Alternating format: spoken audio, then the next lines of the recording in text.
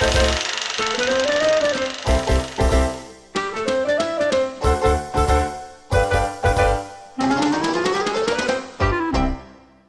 are three aspects of how to use a knife. One is how to hold it, two is how to hold your food, and three is how to move the knife through the food. There are two types of knives you'll generally be dealing with in the kitchen: large knives, such as a chef's knife, and small knives, such as a paring knife. We want to hold the large knife, like a chef's knife, with what's called a pinch grip. This is done with our thumb and our forefinger, where we actually pinch the blade, one being on each side of the blade, just in front of the handle, and then our other three fingers wrap somewhat loosely around the handle. This gives a tremendous amount of stability when we hold this knife. We can also do this with the paring knife, where we actually pinch the blade right in front of the handle, the same way, wrap our fingers around it, and then we have a very stable way we can use the knife in this direction. In both cases, we don't want to be using the hold like this with the finger on top, which provides a very unstable way to hold the knife, and if used for a long time can actually cause problems in your hand. Another grip we'll use, but not as often as the pinch grip, is a choke grip. Here we actually choke up on the blade of a small knife so that we can work in a very small area. This is useful for like peeling, where you can actually push your thumb up against the side of the blade to use like a tweezer. It's useful for cutting small objects like the shallot, which we'll see a little bit further in. The second thing to consider is what you do with the hand that you're stabilizing the food with. For this, I like to use a method where, rather than stay away from the knife, I want to be right up against it. So I'm actually use this portion of my finger, the nail and this whole first phalange here, as a positioning point for the knife. So as I slide forward and back with the knife, it's up in contact with that.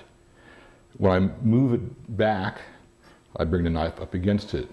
Using it this way, I don't worry as much about where my knife is with respect to the food, as opposed to where my finger is with respect to the food. And doing this, I can make very thin, very precise cuts.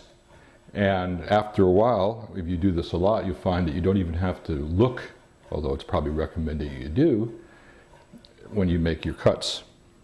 The third aspect of knife use is knife motion. If you were to look at this blade underneath the microscope, what you would see is a very rough edge. Rough, of course, is a matter of scale in this case. Think of it as like little teeth on a saw. And just like I said earlier, I can press on this blade all day long without cutting myself. If I was to run my finger up and down it, that'd be a different case. And it's the same way with food. We don't want to be pushing through food. What we want to do is saw through the food. And you've seen this motion, I'm sure, many times before.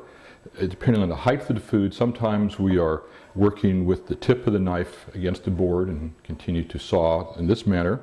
Other times, as objects get bigger, this is not practical, and we need to saw back and forth, working our way down the object. So let's see what some of these cuts look like in practice.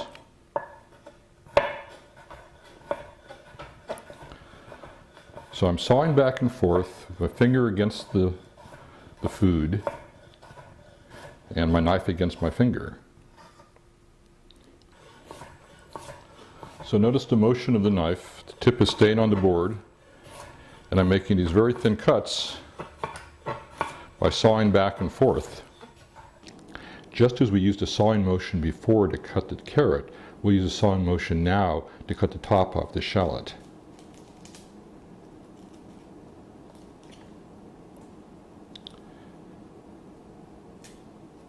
Before I can proceed, I have to separate the shallot into two pieces, or two actual shallots. They all tend to come in pairs.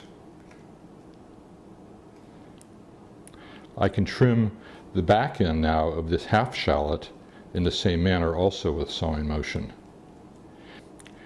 Usually before I peel the shallot, this one of course has been partially peeled by splitting a pair of shallots into two, I like to saw through the shallot to create two halves. This makes it ultimately easier to peel.